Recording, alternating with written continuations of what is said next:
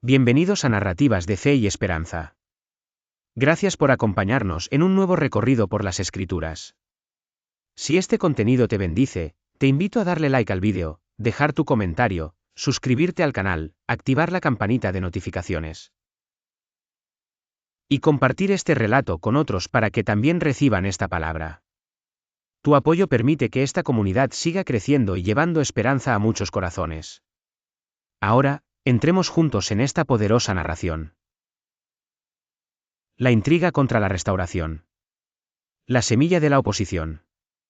Tras el entusiasmo inicial del regreso del exilio, el pueblo de Judá se había esforzado por levantar el altar y comenzar la restauración del templo de Dios.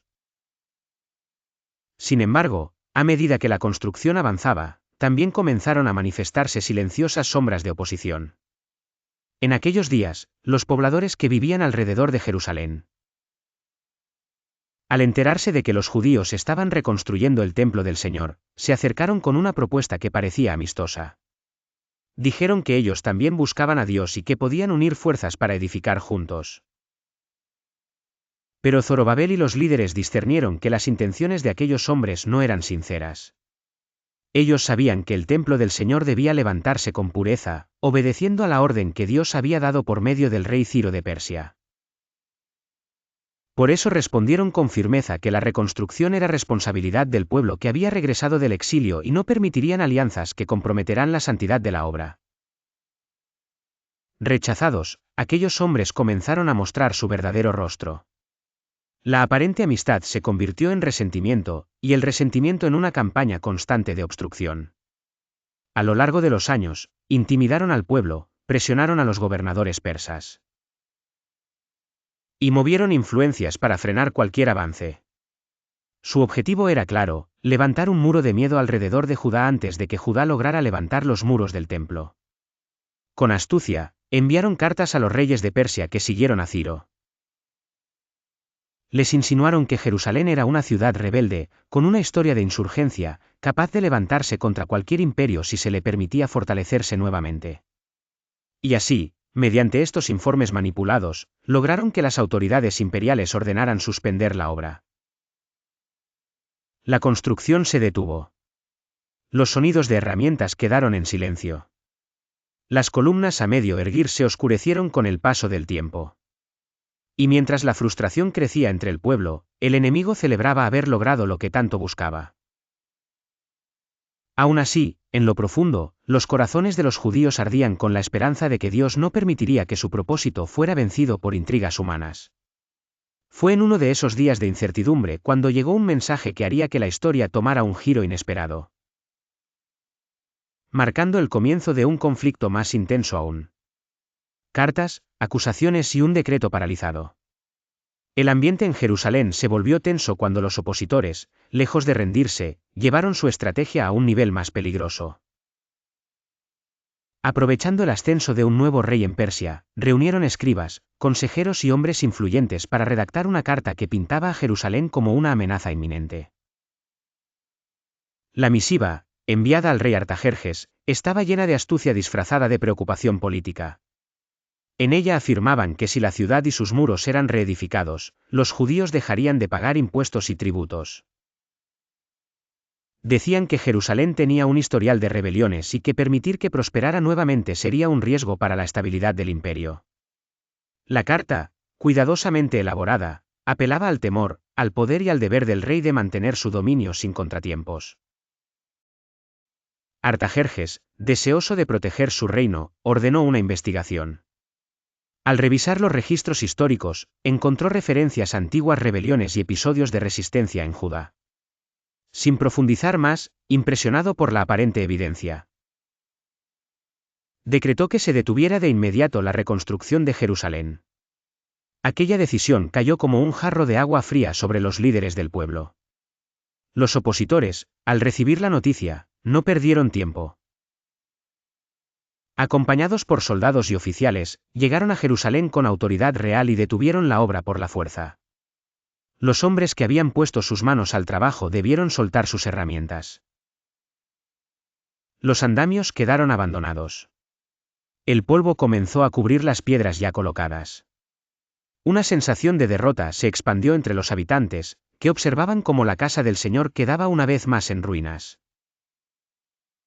El tiempo pasó, y el silencio se volvió rutina. Las promesas parecían haberse desvanecido entre decretos extranjeros y enemigos hostiles. Sin embargo, Dios nunca había abandonado a su pueblo.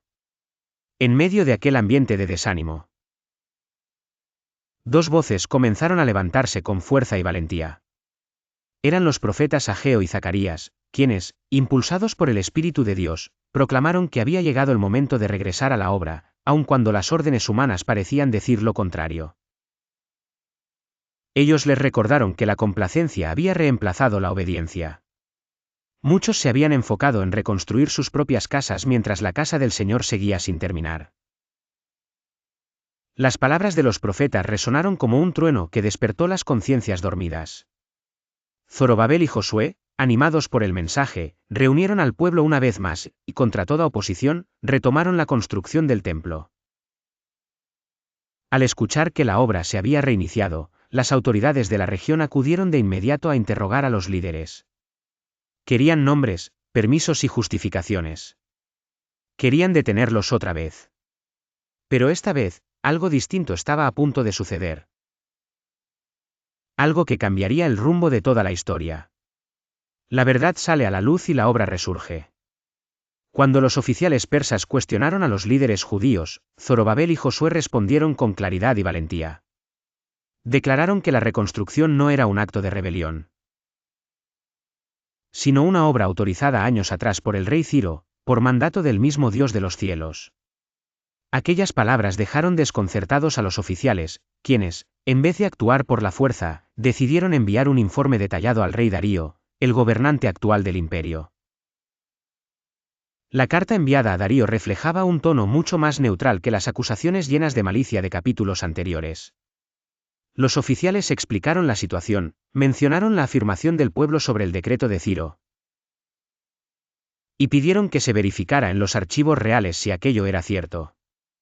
Era como si Dios mismo hubiese guiado sus manos al escribir, dejando la decisión final en manos del rey y no en el prejuicio de los enemigos. Darío, intrigado por el informe, ordenó una exhaustiva búsqueda en los registros del reino. Pasaron días revisando antiguos documentos almacenados en ciudades distantes hasta que, finalmente, en el palacio de Ecbatana, se encontró el decreto original. Allí estaba, claro y contundente, Ciro había ordenado la reconstrucción del templo, había dispuesto su altura, sus materiales e incluso que los gastos fueran cubiertos por el tesoro real. Cuando el decreto fue leído ante Darío, el rey tomó una decisión que nadie esperaba. No solo confirmó la validez de la orden de Ciro, sino que envió un contundente mensaje a las autoridades locales. Les ordenó que permitieran la obra sin obstaculizarla y que, además, ayudaran proporcionando recursos, animales para los sacrificios y todo lo necesario para que la casa de Dios fuera completada. También advirtió que cualquiera que interfiriera sería castigado severamente. Las palabras del rey corrieron como un viento de esperanza hasta Jerusalén. El pueblo celebró. Las herramientas sonaron otra vez con fuerza. Las piedras volvieron a colocarse. Y mientras los profetas Ageo y Zacarías seguían alentando al pueblo, la reconstrucción avanzó con un ritmo que ni años de oposición pudieron detener. Así, en medio de la intriga, la calumnia y la presión política, el propósito de Dios prevaleció.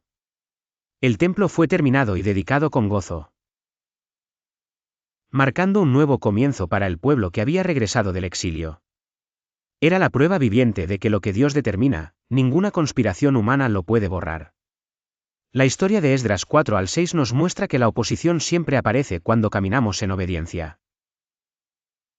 Hay voces, circunstancias y personas que intentarán detener aquello que Dios ha puesto en nuestras manos.